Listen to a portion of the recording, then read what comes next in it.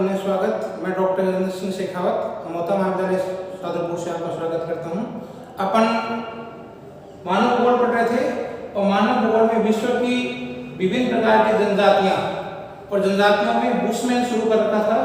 इससे पहले बुशमैन का निवास स्थान, उनके विभिन्न प्रकार के शारीरिक विशेषता, इनके बारे में इससे पहले की वीडियो में अपने चर्चा कर ली थी। उसी से आगे निरंतर अगला जो वीडियो है उसी से संबंधित है। बुशमैन का जो शेष रह गया था पार्ट 2, उसमें बुशमैन के विभिन्न प्रकार के वस्त्र, औजार, बर्तन, सामाजिक व्यवस्था, आधुनिक समाज से इसका संपर्क, ये टॉपिक और रह गए थे। तो आज इनको पूरा कंप्लीट कर लेते हैं। आप लोग इससे पहले एक वीडियो बना दिया मैंने, जिसमें इन सब का बुशमैन के किस प्रकार के वस्त्र हैं, बुशमैन किस प्रकार के औजार रखता है, अग्निदंड किस प्रकार का होता है, सामाजिक व्यवस्था में किस प्रकार से उनका समाज होता है, इन सब की फोटो वीडियो मैंने पहले की, इससे पहले एक वीडियो है वो अपलोड कर दिया। आप उसको एक बार देख लें, आपको समझ में आ जाएगा पूरा। अपन शुरू कर देते हैं बुशमैन का शेष रहा हुआ पार्ट, बुशमैन और बुशमैन के वस्त्र। बुशमैन है वो त्रिकोणी लंगोट पहनता है। बुशमैन है उसमें पुरुष लोग होते हैं, ये त्रिकोणी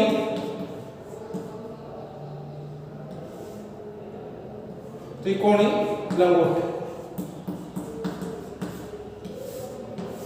त्रिकोणी लंगोट पहनते हैं जो पीछे से नुकीली होती है, जो पीछे से नुकीली होती है, पीछे से नुकीली होती है। पुरुष लोग होते हैं वो एक प्रकार की त्रिकोणी लंगोट पहनता है जो पीछे से त्रिकोणी लंगोट पहनता है जो पीछे से नुकीली होती है। तथा औरतें भी चमड़े का प्रयोग अपने गुप्तांगों को ढकने के लिए करती है। स्त्रियां चमड़े व छाल से बने जूते काम में लेती है। स्त्रियां होती है चमड़े से बने, चमड़े व छाल, पेट की छाल से बने जूते काम में लेती है। स्त्रियां हैं वो चमड़े व छाल से बने, पेट की जो छाल होती है उससे बने हुए जूते काम में लेती है।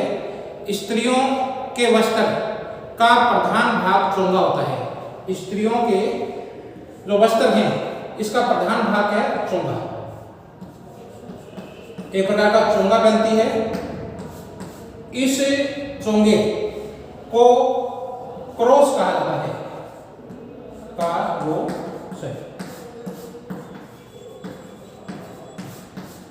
कारोस कहा जाता है।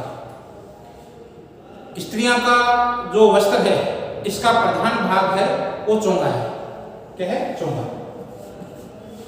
इस चोंगे को क्रॉस कहा जाता है। इस क्रॉस में वे अपने नवजात शिशु एवं भोजन आदि वस्तुओं को लपेट लेती है। इस क्रॉस में क्या करती, क्या काम लेती है? क्रॉस में नवजात शिशु व भोजन को लपेट लेती है। तो इंपॉर्टेंट चीज है यहाँ पर क्रॉस, शॉर्ट नोट में लिखा हुआ सकता है क्रॉस। कारोस क्या है? कारोस स्त्रियों द्वारा पहने जाने वाला प्रधान भाग। स्त्रियों द्वारा जो वस्त्र का जो प्रधान भाग होता है, जो एक प्रकार का चोंगा होता है, जिसको क्रॉस कहा जाता है, कारोस कहा जाता है। कई बार इंपॉर्टेंट क्वेश्चन में शॉर्ट नोट में आपके 2 नंबर प्रश्न आ सकता है कारोस। तो कारोस एक प्रकार का चोंगा होता है, स्त्रियां पहनती है। इस चोंगे में वे अपने नवजात शिशु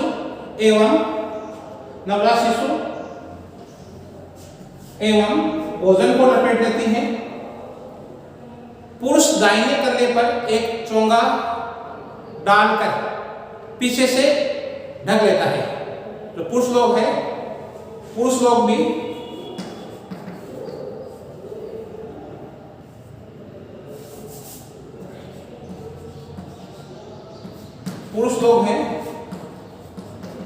ये भी एक प्रकार का चोंगा पहनते हैं। जो पीछे से रख लेते हैं, दाहिनी कंधों पर, दाहिनी कंधों पर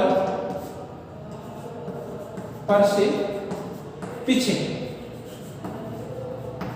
की ओर इसको ढक लेते हैं, खींच लेते हैं। तो पुरुष लोग हैं दाहिने कंधे पर एक चोंगा डालकर पीठ को ढक लिया करते हैं, पीठ को ढक लिया करते हैं। तो इनके वस्त्रों का मुख्य भाग है, ये मैंने करोस क्या होता है और पुरुष द्वारा किस प्रकार का चोंगा पहना जाता है, इसका वीडियो में आपको इससे पहले वीडियो बनाया है, इसमें फोटो और आपको चित्र बनाए हैं, उसमें इन दोनों के कारोस क्या होता है, पुरुष किस प्रकार के वस्त्र पहनते हैं, इसका वीडियो बना दिया गया है। वीडियो में दिखाया गया है कि वस्त्र किस प्रकार के हैं, एक बार आप उसको देख लें। पुरुष दाहिने कंधे पर एक प्रकार का चोंगा डालकर पीठ को ढक लिया करते हैं, उसमें चमड़े की टोपी व जूते का प्रयोग करते हैं। पुरुष लोग हैं वो चमड़े के जूते और टोपी इसका भी प्रयोग करते हैं। पुरुष लोग हैं वो चमड़े के जूते और टोपी का प्रयोग भी करते हैं। तो कुल मिला के आपके इनके जो वस्त्र हैं लिमिट होते हैं, कम मात्रा के होते हैं, कम पहनते हैं। पुरुष लोग हैं वो त्रिकोणीय लंगोट पहनता है, त्रिकोणीय लंगोट पहनता है जो पीछे की ओर से नुकीली होती है, और औरतें भी चमड़े का प्रयोग अपने घुटनों को ढकने के लिए करती है। स्त्रियां चमड़े व छाल के जूते काम में लेती है। स्त्रियों का जो प्रधान भाग चोंगा होता है, वस्त्रों का प्रधान भाग होता है वो चोंगा होता है, जिसको कारोस कहा जाता है, जिसको आपको क्या है कारोस कहा जाता है।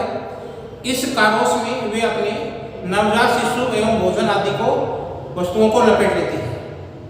पुरुष दाहिने कंधे पर से एक चोंगा डालकर पीछे की ओर अपने पीठ को ढक लेता है, उसमें चमड़े व टोपी का प्रयोग भी करते हैं। अगला आपका इसी में टॉपिक है, उसमें में ही औजार एवं बर्तन, वेपन्स एंड अंटिल्स, वेपन्स एंड अंटिल्स। औजार क्या होते हैं इनके, बर्तन किसका प्रयोग करते हैं मुख्य रूप से, तो लकड़ी के बने तीर कमान, फेंकने वाले नुकीला डंडा, भाला, बर्छा, अग्निदंड इनके प्रमुख औजार हैं। लकड़ी के बने तीर कमान, लकड़ी के बने तीर कमान, लकड़ी के बने हुए तीर कमान होते हैं। मुख्य इनका जो शिकार करने के लिए काम आर्थिक क्रिया किस पर आधारित है, शिकार पर है। तो शिकार में ये अपने द्वारा बनाई गई तीर कमान है, इसका प्रयोग करते हैं, जो लकड़ी के बने होते हैं। फेंकने के लिए लकड़ी की छड़ी होती है, छड़ी काम में लेते हैं। नुकीली छड़ी होती है, नुकीली छड़ी का प्रयोग करते हैं। फेंके जाने के लिए एक प्रकार की नुकीली डंडा होता है, छड़ी होती है, भाला होता है, अग्निदंड होता है।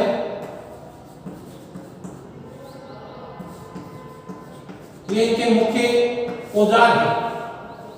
तो लकड़ी के बना तीर कमान है जो शिकार के लिए काम लेते हैं। आर्थिक क्रिया इनकी पूरी पूरी डिपेंड है शिकार पर।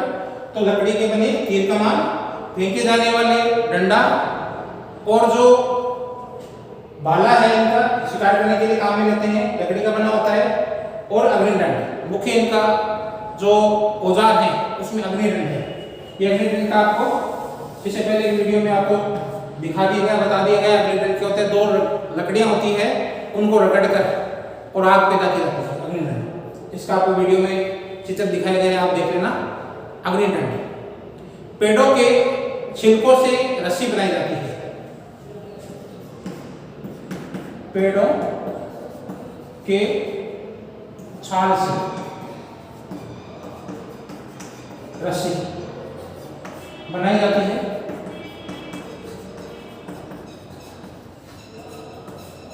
पेड़ों की छाल होती है, छिलकों से रस्सी बनाई जाती है, छिल कर उनको रस्सी बना दी जाती है। दलदल में उगने वाली बेंतों से कई प्रकार के सामान बनाए जाते हैं। दलदल में उगने वाली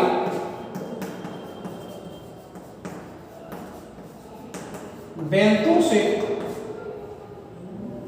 कई प्रकार के सामान बनाए जाते हैं।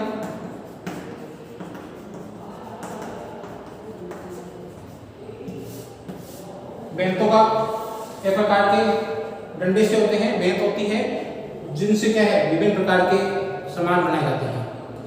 कहीं कहीं लोहे का प्रयोग भी किया जाता है, लोहे का प्रयोग भी होने लगा है। शुतुरमुर्ग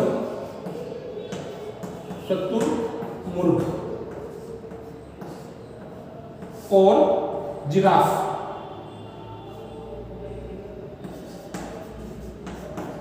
इनकी हड्डियों को नुकीला करके घिसकर नुकीला बनाया जाता है और तीर का अग्र भाग बनाया जाता है। शुतुरमुर्ग और जिराफ के पैरों की हड्डियों को घिसकर नुकीला बनाया जाता है और तीर के अग्र भाग में काम में लाया जाता है। धनुष बाण के अतिरिक्त ये लोग छड़ी है, धनुष बाण तो इनका मुख्य यंत्र है, छड़ी को काम में लेते हैं, चाकू काम में लेते हैं और अग्निदंड, ये इनके क्या है मुख्य औजार है, हथियार है, औजार है। मुख्य रूप से शुतुरमुर्ग है और जिराफ की हड्डियां हैं, इनसे इनको घिसकर नुकीला बना लिया जाता है। तीर के आगे वाले भाग में काम में लगाते हैं, आगे वाले भाग में लगाते हैं इसको, जो तीर के आगे भाग में लगाया जाता है। धनुष बाण है, इसके अतिरिक्त ये लोग छड़ी है, चाकू है, अग्निदंड भी रखते हैं। अग्निदंड को रगड़कर आग पैदा की जाती है। अग्निदंड का आपको दो लकड़ियां होती हैं, उनको आपस में रगड़कर आग पैदा की जाती है। शुतुरमुर्ग के अंडे, मुख्य इनका जो बर्तन है, बर्तन लिख रखा है बर्तन, तो जो शुतुरमुर्ग है, शुतुरमुर्ग, इसके अंडे के खोल, इसका अंडा बहुत महत्वपूर्ण है इनके लिए। इसके अंडे का जो खोल होता है उसे पानी भरने के लिए, भोजन रखने के लिए शुतुरमुर्ग का अंडा होता है, उसका प्रयोग किया जाता है तथा आभूषण बनाने के लिए भी इसका प्रयोग करते हैं। दो चीजों में महत्वपूर्ण है, एक तो जल भरने के लिए, भोजन रखने के लिए, और दूसरा आभूषण बनाने के लिए। शुतुरमुर्ग का जो अंडा है उसके खोल का प्रयोग किया जाता है। तो इनकी जो औजार और बर्तन है, औजार और बर्तनों में मुख्य रूप से तीर कमान होते हैं, फेंके जाने वाला नुकीला डंडा है, भाला है, बर्छा है, अग्निदंड है। एक बर्छा हो रहा है इसमें, बर्छा,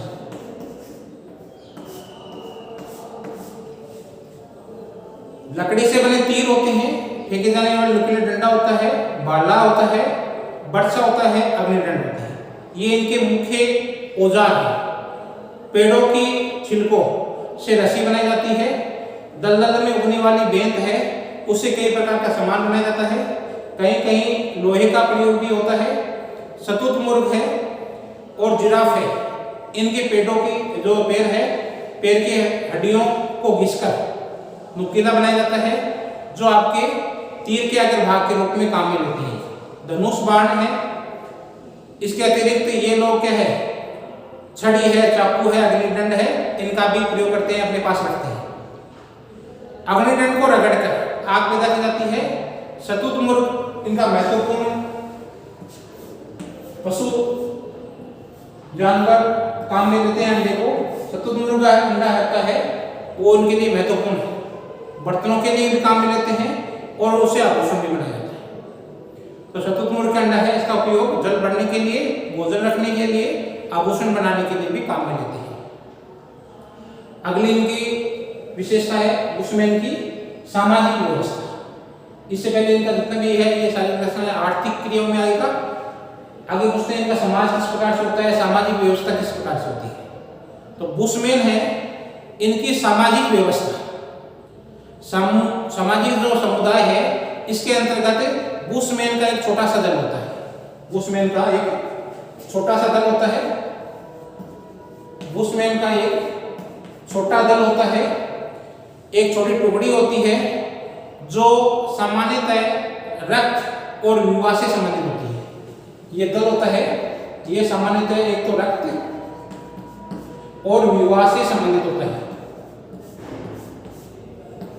मुख्य इंपॉर्टेंट चीज है इसमें जो सामाजिक व्यवस्था है इनकी, तो सामाजिक समुदाय के अंतर्गत बुशमैन लोगों का एक छोटा सा दल होता है।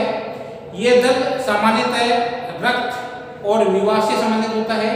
विवाह दूसरी टुकड़ी में किया जाता है। इनका जो विवाह है ये दूसरी टुकड़ी में किया जाता है। विवाह होता है वो दूसरे जो टुकड़ी है दूसरी टुकड़ी में किया जाता है। छोटे छोटे दल है व्यापार के लिए एक स्थान से दूसरे स्थान पर जाया करते हैं। छोटे छोटे दल होते हैं वो व्यापार के लिए एक स्थान से दूसरे स्थान पर जाते हैं। ये लोग भोजन और चमड़े के बदले में शस्त्र तथा आभूषण प्राप्त करते हैं। छोटे छोटे दल हैं, छोटे छोटे दल व्यापार के लिए जाते हैं और व्यापार में ये लोग क्या करते हैं, अपने जो स्थान है जो जंगल है उनसे भोजन और चमड़ा प्राप्त करते हैं। भोजन और चमड़ा, भोजन और चमड़ा ये प्राप्त कर लेते हैं। ये इनको व्यापार में काम में लेते हैं। इनके बदले में जो एक तो शस्त्र प्राप्त करते हैं और आभूषण प्राप्त करते हैं। शस्त्र और आभूषण मुख्य रूप से है, ये शस्त्र और आभूषण है। भोजन और चमड़े के बदले में ये लोग शस्त्र और आभूषण प्राप्त करते हैं। बुशमैन पर वातावरण की अमिट छाप परिलक्षित होती है। इनका विकास सदा ही शुष्क वातावरण में हुआ है। इन पर बुशमैन लोग हैं, इन पर वातावरण का अधिक प्रभाव पड़ता है। अमिट छाप है वातावरण की इनके ऊपर। इनका विकास सदा ही शुष्क वातावरण में हुआ है। शुष्क वातावरण, इनका विकास हमेशा है शुष्क वातावरण में हुआ है। इसलिए क्या है कि इनका अभी तक मौलिक परिवर्तन नहीं हुआ है। विकास का शुष्क वातावरण में होने के कारण से इनमें बहुत कम परिवर्तन हुआ है। अतः है बहुत कम मौलिक परिवर्तन इनमें देखने को मिलता है, क्योंकि ये लोग क्या है दूसरे लोगों से मिलते नहीं, कम मिलते हैं और इन पर वातावरण का अधिक प्रभाव होने के कारण से जो पहले से परंपरा चली आ रही है उसी परंपरा को ही बनाए हुए है। इस प्रदेश में आर्थिक क्रिया और जीवन यापन के साधन है उनका अभाव, निरंतर अभाव है, कम मात्रा में पाए जाते हैं। इस प्रदेश की आर्थिक क्रिया, इस प्रदेश की आर्थिक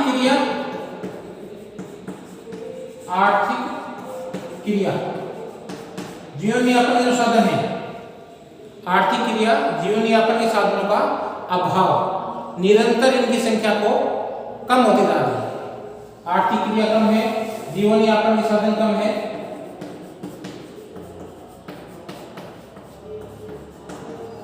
इन कारण से जो आर्थिक क्रिया और जीवन यापन के साधन इनकी कमी के कारण से इनकी संख्या है ये दिनों दिन कम होती जा रही है।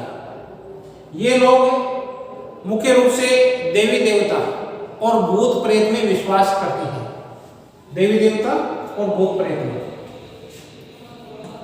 देवी देवता और भूत प्रेत में विश्वास करते हैं। विश्वास,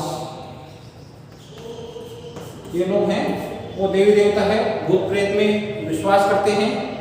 ईश्वर, स्वर्ग, नरक के संबंध में इनके विचार हैं वो अस्पष्ट है। क्या है? ईश्वर, स्वर्ग, नरक। ईश्वर, स्वर्ग, नरक के संबंध में इनके जो विचार है वो जो जनजाति है उससे का आधुनिक समाज से संपर्क। अगला आपका टॉपिक है बुशमैन समाज का आधुनिक समाज से किस प्रकार का संबंध है, किस प्रकार से संबंध रखते हैं। तो वर्तमान समय में जो कालाहारी के मरुस्थल की जीवन शैली पर पाश्चात्य वातावरण का प्रभाव पड़ रहा है। वर्तमान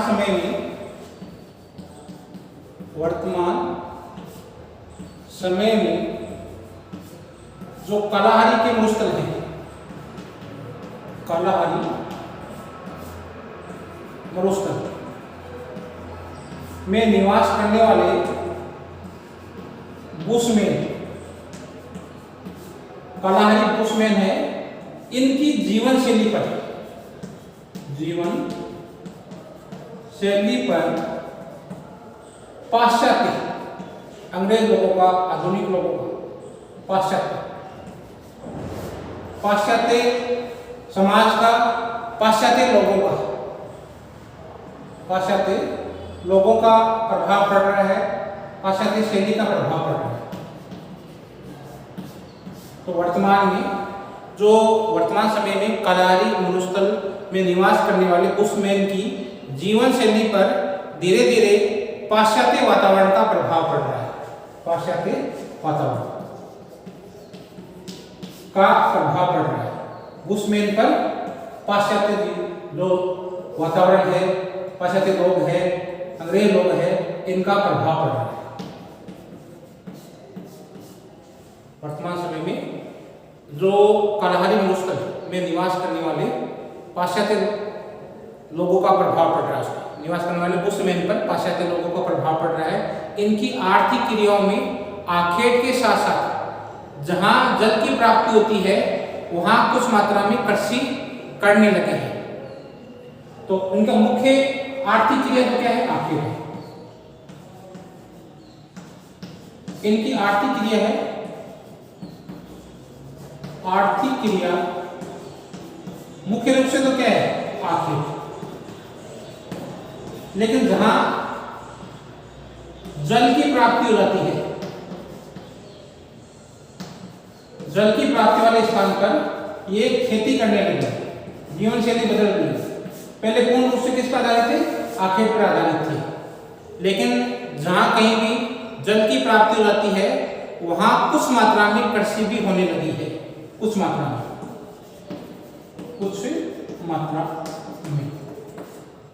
अधिकांश लोग क्या करते हैं? अधिक मात्रा में आर्थिक क्रिया कौन सी है? आखेट। जीवन का मुख्य अंग कौन सा इनका? आखेट है।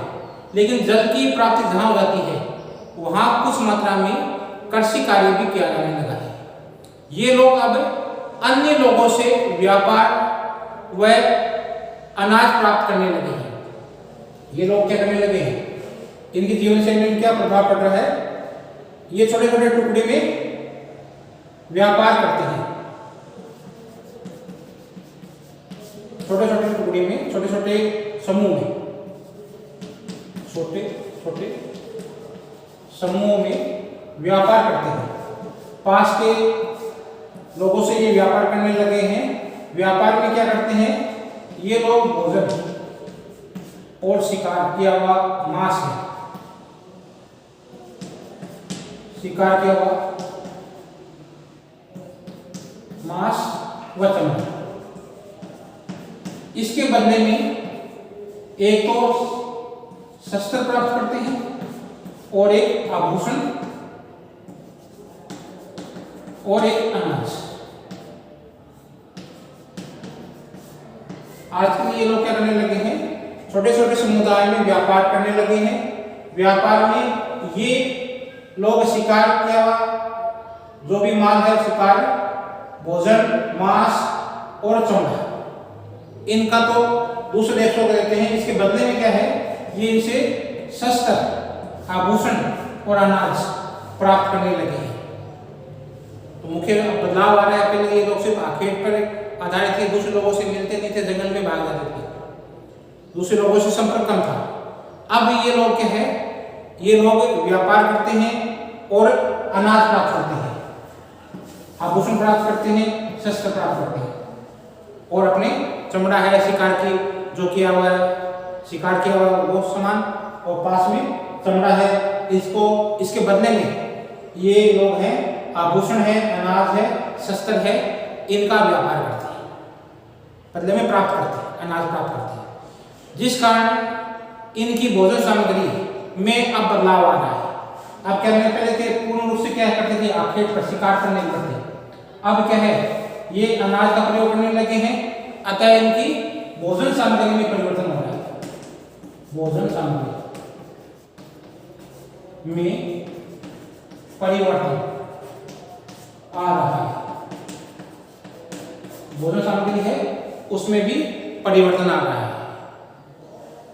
ऐसे पिग्मी लोग हैं, ये मुख्य रूप से क्या है, ये जाति है मुख्य रूप से जो गर्म और शुष्क वातावरण में अपना जीवन यापन करती है, कठोर जीवन यापन करती है। इनका जीवन यापन का तरीका है वो कठोर है। इनको वातावरण में क्या है कि ऐसी जाति है, यह एक ऐसी जाति है जो गर्म और शुष्क वातावरण में अपना जीवन यापन करती है। इनको क्या है, इनका वातावरण काला लेकिन मुश्किल है, काला मुश्किल, बोत्सवाना है, बोत्सवानालैंड है, तो यहाँ का जो मौसम है ये क्या है, शुष्क मौसम है, और आपका गर्म मौसम है, शुष्क मौसम है, और साथ में क्या है, गर्मी अधिक पड़ती है, गर्म और शुष्क वातावरण होने के कारण से इनके जीवन शैली पर इनका वातावरण है ये कठोर वातावरण है, वातावरण किस प्रकार का है, कठोर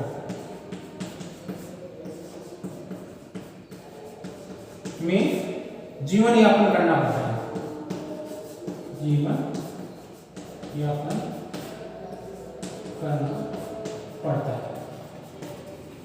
इनका जीवन कठिन है, जीवन शैली कठिन है इनकी जीवन शैली पर शुष्कता का, गर्म मौसम का, वातावरण का प्रभाव इनकी जीवन पर अमिट छाप छोड़ता है। वर्तमान समय में ये लोग क्या है, पाश्चात्य लोगों के संपर्क में आ रहे हैं, इनकी भोजन सामग्री है, इनके वस्त्र हैं, इसमें अब परिवर्तन आ रहा है।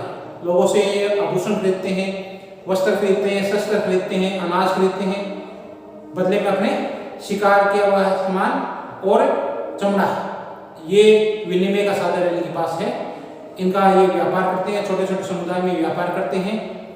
उम्मीद करता हूँ आपको बुशमैन जो जनजाति है ये समझ में आ गई होगी। एक जनजाति का प्रश्न है, बड़ा आएगा, बड़ा क्वेश्चन आएगा। आप लोगों से वैसे निवेदन नहीं करना चाहिए, टीचर हूँ, अध्यापक हूँ, फिर भी आप लोगों से निवेदन कर रहा हूँ कि आप लोग वीडियो को देखें। कोविड महामारी है, ऑफलाइन क्लास अभी नहीं हो रही है। अब जब तक ऑफलाइन क्लास नहीं होती है, आप लोग कृपा करें, आप लोग वीडियो देखें। जो चीज़ नहीं समझ में आ रही है आप दूरभाष से मेरे से संपर्क कर सकते हैं। आप लोगों को जब तक ये वीडियो नहीं देखोगे आपको नहीं समझ में आएगी, इसलिए आप ज़्यादा से ज़्यादा लोग हैं, आप लोग इनको वीडियो को देखें, समझें, लाइक करें। आप लोगों ने वीडियो को देखा, समझा, सुना, बहुत बहुत धन्यवाद।